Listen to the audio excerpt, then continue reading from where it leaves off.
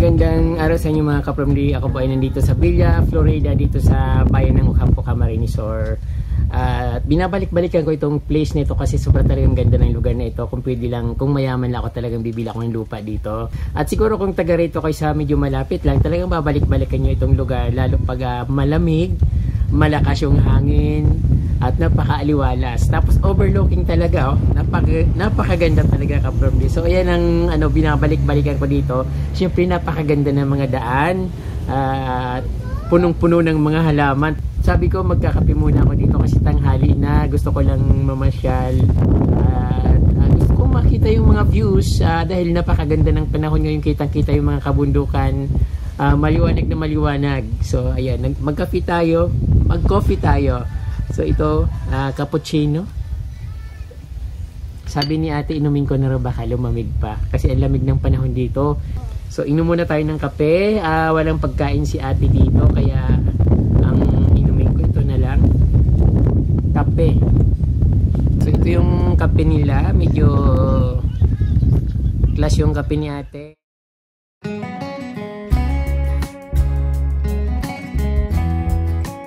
Sabi ko dito na ako magla-lunch kasi tanghali na, wala naman palang pagkain dito. Kape lang talaga, saka yun, nakikita nyo sa likod ko, chichiria, nasa sari-sari store lang kasi ako kapromdi. Pero kasi sarap dito magtambay. Yung hangin ba, parang nasa travel. Kape tayo.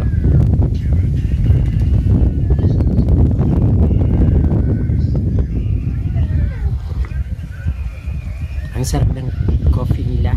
Kaya lang medyo malamig na kasi kanina pa ako nag-iikot dito, tinitingnan ko yung halaman. Sabi niya, kuya, lalamig na yung kape mo. Kaya ito ininom ko na. Napakasarap. So tara kapromdi, excited na akong ipakita sa inyo napakagandang halaman dito. At ayun,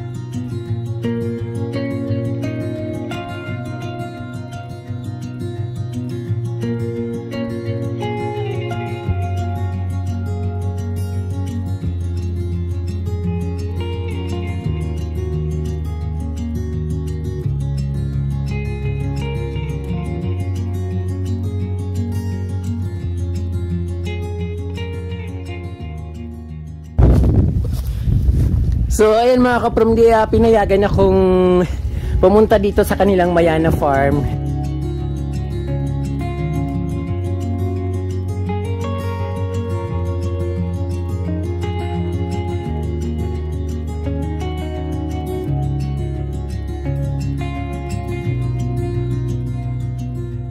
Nagbibinta sila ng mga halaman ka-from D. Kaya kung gusto nyong bumili, pumunta lang kayo dito sa Villa Florida. Tapos mayroon coffee shop sa harap. At ayun, may mga makikita kayong mga mayana doon sa harap sa gilid ng kalsada. Pero pagdating nyo naman dito, sobrang makikita nyo, ayan, napakaganda.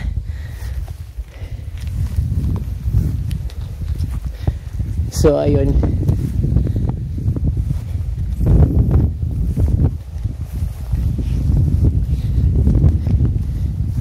Hindi nila masyadong dito anong tawag doon, madamo. Pero magandang tingnan, may mga kasamang, may mga halo silang mga vegetable. Tapos yung mayana talaga yung nagdala ng kanilang makukulay talaga, ang sarap ng dito buhay. Siyempre gusto ko pa rin yung yung namimiss ko pa rin yung mga mayana ka-from D. Ayan, ang ganda niya. Yung kulay pula, yung hinahanap ko palagi, yung kulay pula. Kasi alam niyo naman, dito ako nakilala sa mayana, sa kulay pula na mayana. Kaya talaga naman pag napaparan ako sa mga ganito, talagang alab na alab kong tingnan, parang parang hindi mawala sa isip ko. Gusto ko talagang makita, balik-balikan yung mga ganitong halaman. Kasi napakaganda. So dito naman may mga dahlia. Mga dahlia halaman naman dito ka-from D, medyo hindi na nalinisan. Sobrang dami ng dahlia dito, mga bulaklakin.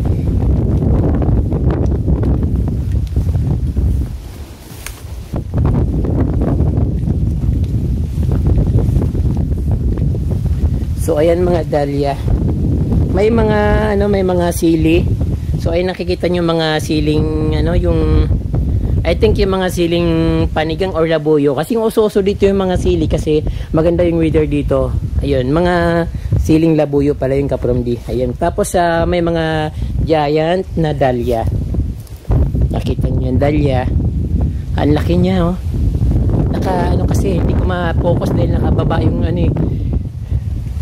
nakababa yung mga nila bulaklak. Mainit kasi. Mayroon din kulay pink.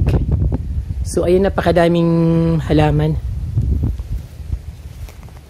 So puntahan natin yung medyo parang dito, parang kubo.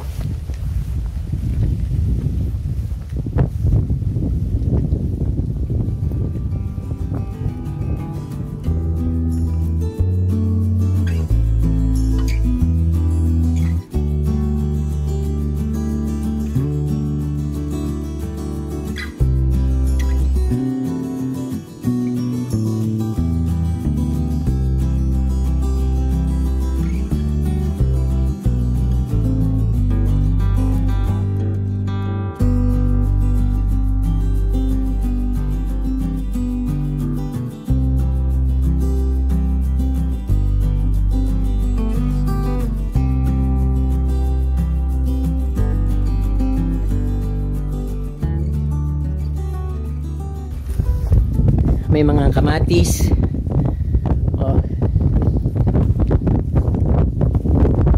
Kamatis. So ayun ka-from D, mayroon sila mga kabana dito. Pero hindi raw siya pinapaupahan. Parang may-ari yung mga nakatira dyan sa kabana na yan. Gigibain daw kasi yung bahay nila. Kaya ito, pansamantala dito sila nakatira.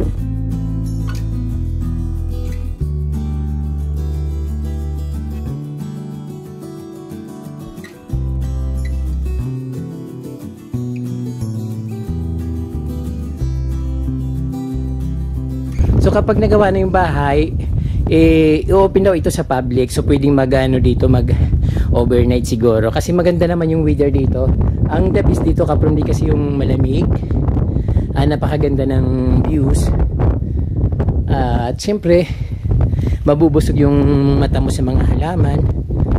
Ay, napakaganda.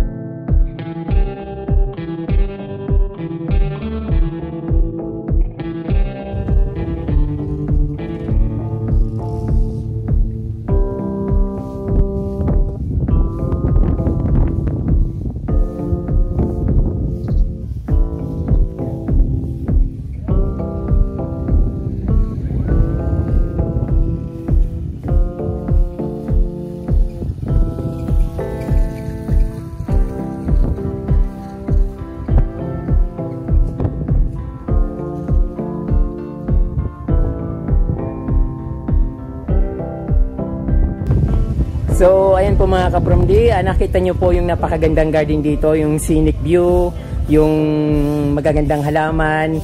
Kung gusto nyo pong magkape dito sa nakita nyo sa Xavier's Coffee dito sa Villa, Florida, dito sa Ocampo, papuntang Consusep or papuntang ano doon sa taas yung dinadayo dito papuntang Hibisco. So ito madadaanan nyo itong Xavier's Coffee. Tapos yung coffee nila ay napakamura lang, 50 pesos something ganon. Kaya lang walang pagkain, sana magdagdag sila ng pagkain kasi siyempre pag may coffee dapat may pagkain. Ayan mga ka-From D, marami pong salamat sa inyong panonood. Sana nagustuhan yung aking mini vlog dito sa Villa, Florida, dito sa Xavier's Coffee. Marami pong salamat sa inyong panonood at huwag niyong kalimutan mag-subscribe at pindutin po yung notification bell para updated po kayo sa aking mga bagong post na videos. Salamat po at Diyos mabalos!